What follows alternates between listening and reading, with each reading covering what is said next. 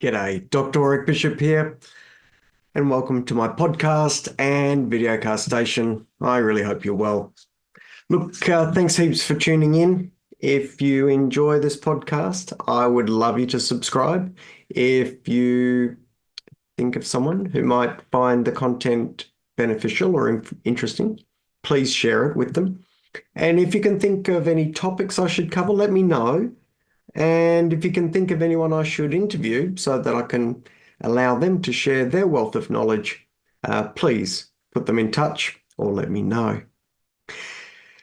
Today, I've got a couple of things to cover, little bits around the edges, and I'd like to talk about keto diets. I'd like to talk about unusual circumstances for cholesterol management, such as what do we do with chronic renal failure? How do we handle some of the specific issues for women? What do we do with transplants? What do we do with older patients? So let's leap into keto diets to start with. Now, what do I mean by a keto diet? Well, I'm going to talk about very low carbohydrate diets. Same thing, keto, very low carbohydrate. Ketone diet simply means that you have such a low amount of carbohydrate in your diet that you are burning ketones. It means you're burning fat. These sort of diets really, you'll often see people eating cream, butter, meat, a lot of meat, and not touching the carbohydrates at all. Remember, carbohydrates can sneak in all sorts of places and surprise us. But bread, pasta, rice, potatoes, cereal, fruit, and beer are probably the big carbohydrates that we're all aware of. Well, what's the story with a reduced carbohydrate or keto diet? Historically, I've always been in favor of reducing carbohydrates, and I've been a supporter of a reduced carbohydrate eating regime for many of my patients for at least a decade or two. And the very patients I'm supportive of in this situation are those who seem to put on weight around the middle of their tummy. We call that central adiposity. Or those who are from a family where there's a risk of diabetes or prediabetes. And those whose triglyceride levels seem to be on the high side, and their HDL cholesterol, their high-density lipoprotein levels tend to be on the lower side. These individuals are a little bit metabolic in such a way that they're almost a little bit pre-diabetic. And I think removing or minimizing sugar in their diet or exposure to carbohydrate, which of course breaks down to sugar, is a really sensible thing. And over the years, I've had plenty of success inviting people to do that. Keto is almost going a little bit further along that spectrum of carbohydrate reduction and really adding in even more fats. And what tends to happen is people add in saturated fats. Well, why have I been supportive of a reduced carbohydrate eating guideline? Well, basically it flattens the sugars out. If you flatten the sugars out, people don't have the same hunger. It flattens our appetite a bit, which is really nice. It also helps people lose weight. And if you lose weight and you're flattening out sugars, as you're losing weight, you'll drop your blood pressure. You might mobilize a bit more. That flattening out of the sugar also means that the insulin's not running up and down. And I think insulin has a role in the sort of inflammatory processes within the body. So reducing that carbohydrate tends to lead to better insulin control, better sugar control, better blood pressure control, and reduced weight. Well, it sounds like an absolute winner, doesn't it? And many people, because their sugar levels and insulin levels are not fluctuating, they actually feel better as well. So they have a bit less volatility in their mood during the day. They don't get as hangry and for that reason feel good following these sort of diets. Well, as we push that reduced carbohydrate recommendation down to the line of ketone, we can find that people are replacing their carbohydrates with saturated fats. Well, what's the implication of that? We know that cholesterol consumption itself doesn't have a huge impact on raising cholesterol levels in the body. But we do know that consumption of saturated fats really pushes cholesterol levels up. And for some people who are hyper responders, this saturated fat diet can really push the cholesterol levels up through the roof. Now, I end up caught in a conversation with many of these patients who want to remain on a keto diet or a saturated fat enriched diet, saying, look, I've lost weight, my sugars are better, my insulin levels are better, my blood pressure is better, I'm feeling great. Why would I change anything, particularly when all those other factors would suggest that I also have large, fluffy, low-density lipoprotein particles?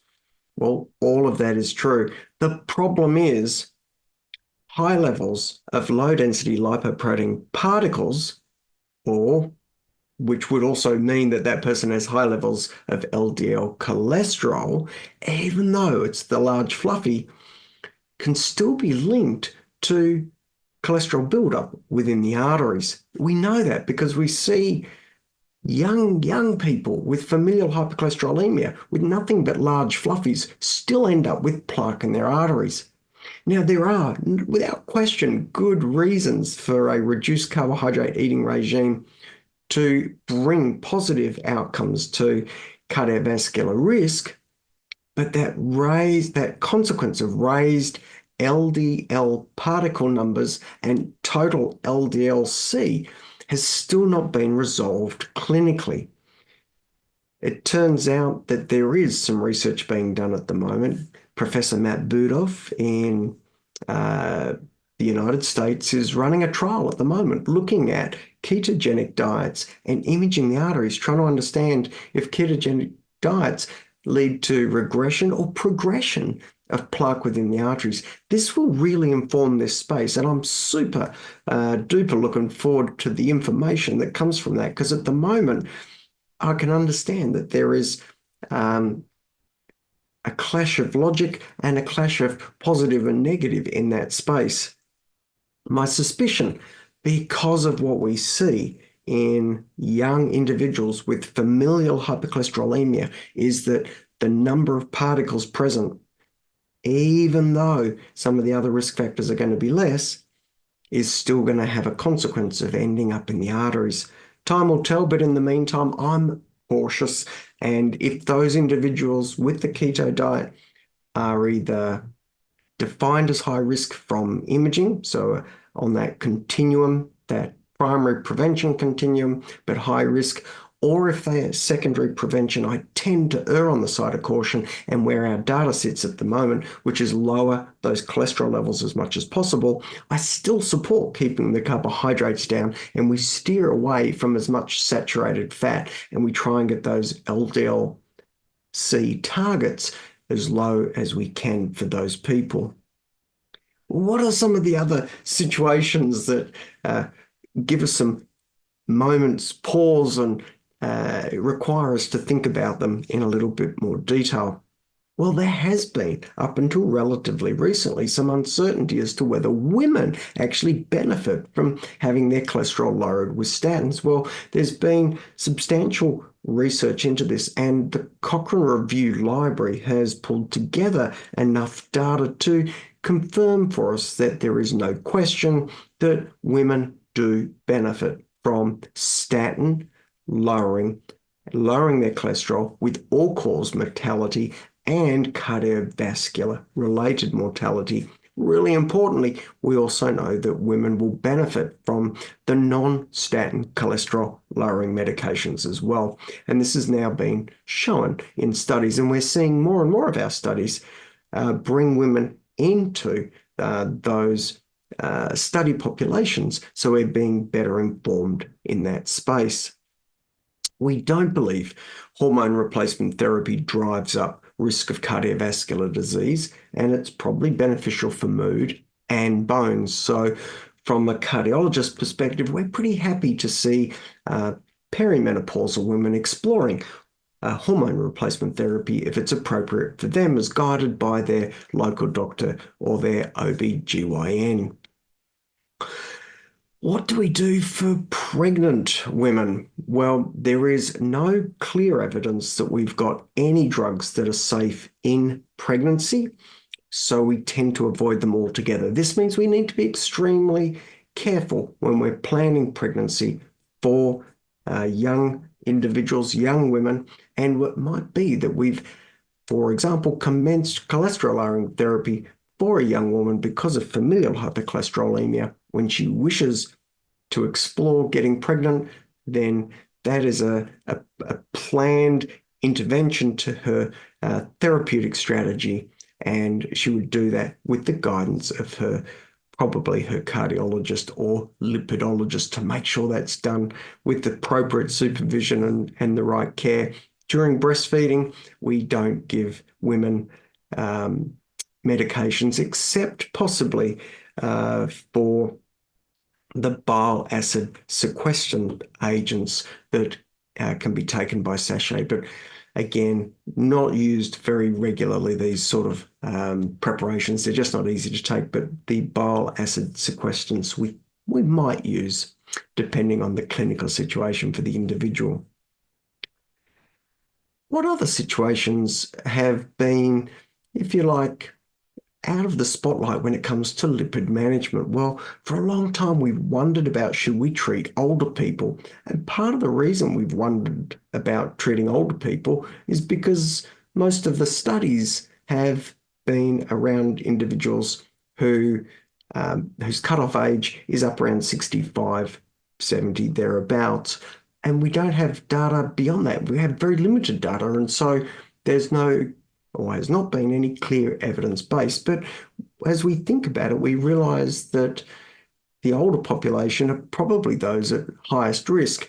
And I guess we could make a case that depending on that individual's desire to be taking another tablet or open to therapy, that we could evaluate those individuals, at least in a primary prevention setting, with an open conversation about what their risk may or may not be. In the secondary prevention setting, I would think that there's no reason for us to stop therapy when people get to a certain age. That just wouldn't be cool.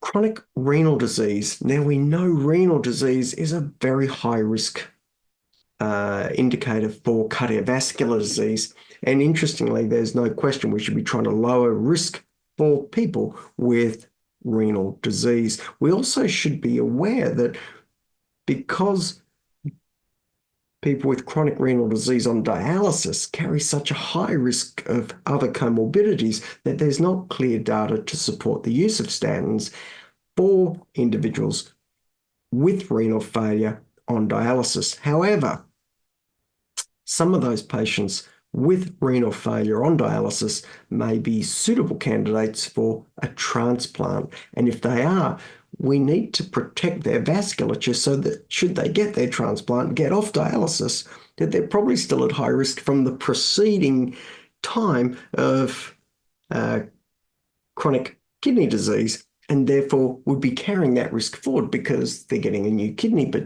not a new vasculature. So those particular individuals, I think we really need to be aware that cardiovascular disease is one of their high risk,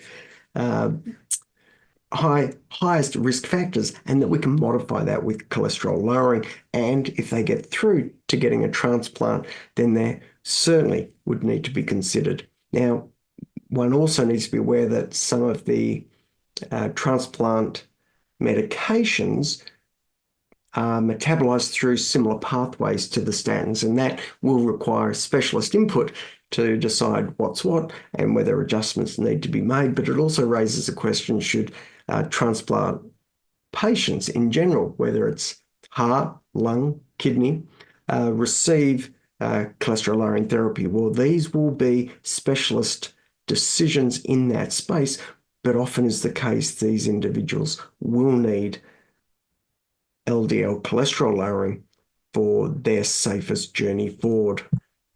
Well, I've covered a fair bit there. I've talked about keto diets. I've talked about specific issues surrounding women. I've talked about older populations. I've talked about renal failure and renal impairment and transplants. I've covered a fair bit, haven't I? Well, I hope you found that interesting. I really want to share that because they are a little bit out of our normal group of patients that we see on a daily basis. But nonetheless, we do have to think about how to deal with them because they do come up from time to time. Thank you so much for listening. I am going to say goodbye. I do hope you live as well as possible for as long as possible. Until next time, take care and bye for now.